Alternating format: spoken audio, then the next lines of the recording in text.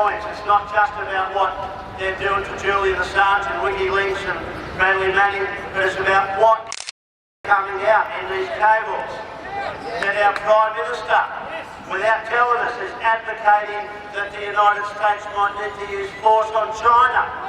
It's that the Australian Labor Party have written their own defence policy in such a way as to hoodwink their own parliament, their own members, so they can appear to be saying something totally different. It's not just about what's happening to WikiLeaks, but about what the cables contain. And at the moment, I've only seen things coming out over the last few years, but I really look forward to the coming times when hopefully the decisions, the cables, the secrets of the Howard government are shown for what they are.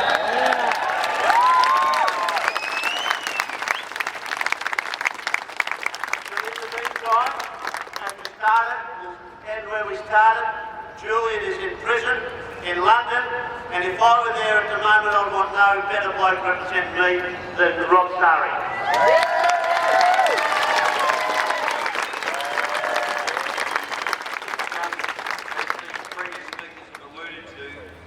You've got to understand Julian Assange's position at the moment. If I was a member of the opposition of the unlawful invasion of Iraq, I spinelessly capitulated to that unlawful invasion, I'd want to cover that up. If I had unindicted war criminals in my midst, John Howard, Alexander Downer, Philip Roddick, Tony Abbott, I'd want to say, let's not prosecute them in Australia, let's cover that up. We don't want a Chilcot type inquiry in Australia like they have in the UK. We want to avoid the debate. We want to avoid public exposure of what occurred in Iraq and that unlawful invasion. After 9 years of a fruitless and futile war in Afghanistan, why would you want to expose our involvement in that war? Why would you want to say this war is we are in an intractable position here, we cannot win this war? Why would you want that exposed? Why would you want to have, heaven forbid, transparency and accountability to the Australian community? Well, if you're Julian Gillard, that's the position you're going to take. And her attempts to demonise and vilify Julian Assange before he has been charged with any offence is nothing short of disgraceful.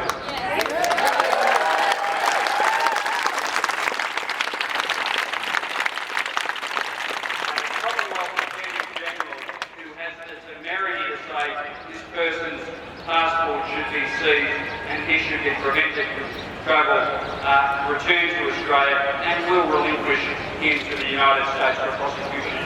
Because what we now know, or what we understand to be the case, is that there's been a secret grand jury indictment in the US as we stand here today, in which it's likely that Mr. Assange will be extradited to the US for prosecution. That's a prosecution that's going to, that is bound to fail. We know that it failed in the Daniel Ellsberg case, in the release of the Pentagon Papers, on the basis of First Amendment freedom of speech. But there's a purpose to charging Mr. Assange and extraditing him, because we want to suppress what he and WikiLeaks have to say. And we want to suppress other like-minded people.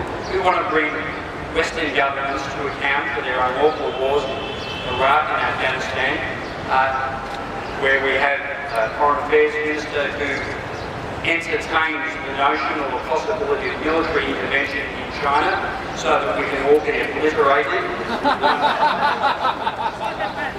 They want to suppress public disquiet. That's why this issue has resonated, not just with progressive causes and progressive groups from the left, or from, dare I say, lawyers, as conservative as they are, but it's resonated through the whole of the community, from every cross-section, from people who have a conservative view of politics to those who have a radical view of politics. We want to look into mind control. I wrote to the great defender of individual liberty, Robert McClelland, and said to him, a crime has been committed against one of your citizens, Julian Assange. and the crime has been committed by Sarah Palin, the next President of the United States. Her running mate, Mike Huckabee, and other scaremongers and warmongers in the US Republican Party. They undermine When control. you threaten physical or mental harm against an Australian citizen, that's a crime in Australia now. They didn't realise when they passed that law in Australia it had such broad scope. Well, here it is, never been invoked before, invoke it and charge Sarah Palin and Mike Huckabee.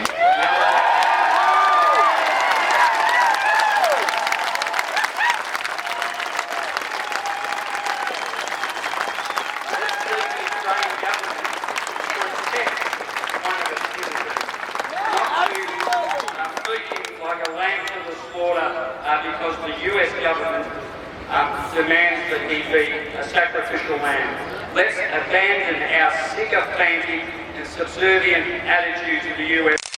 Stand up for ourselves.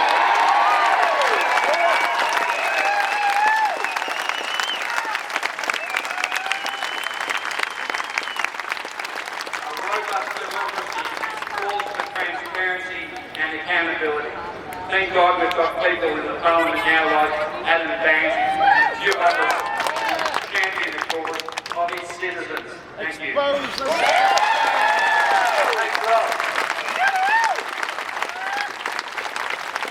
And that wasn't rhetoric. They should be charged and they should be angry.